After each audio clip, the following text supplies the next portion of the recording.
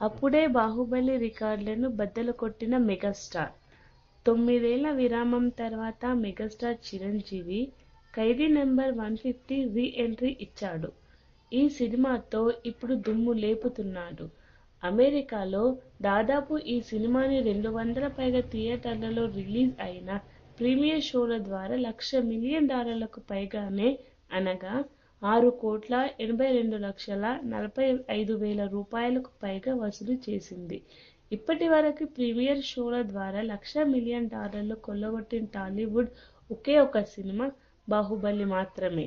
అమెరికాలో రికార్డు స్థాయిలో థియేటర్లలో సినిమాను రిలీజ్ చేసినా వేలాది మంది ప్రేక్షకులు టికెట్ల కోసం ఎదురు చూస్తున్నారని, ప్రీమియర్ షోలకు టికెట్ బుకింగ్ అయిపోయిందని అక్కడి డిస్ట్రిబ్యూటర్లు ట్వీట్ చేశారు.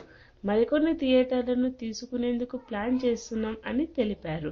శనివారం మధ్యాహ్నం నుంచి ప్రీమియర్ షోలకి టికెట్స్ ఇవ్వడం స్టార్ట్ అయిందని, అయితే గంటలోనే హాట్ కేకుల్లా టికెట్స్ అమ్ముడుపోయాయని తెలిపారు. అమెరికాలో రికార్డులన్నీ ఖైదీ నంబర్ 150 చిత్రం తిరగరాయడం పక్కా అని వారు ఆనందం వ్యక్తం చేస్తున్నారు.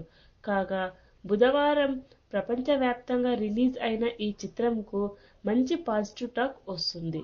చిరు ఈ చిత్రంలో ఇరగదీశారని చెబుతున్నారు. ముఖ్యంగా డ్యాన్స్, ఫైట్స్, డైలాగ్స్ విషయంలో అద్భుతంగా రాశారని ఫ్యాన్స్ సంతోషపడుతున్నారు.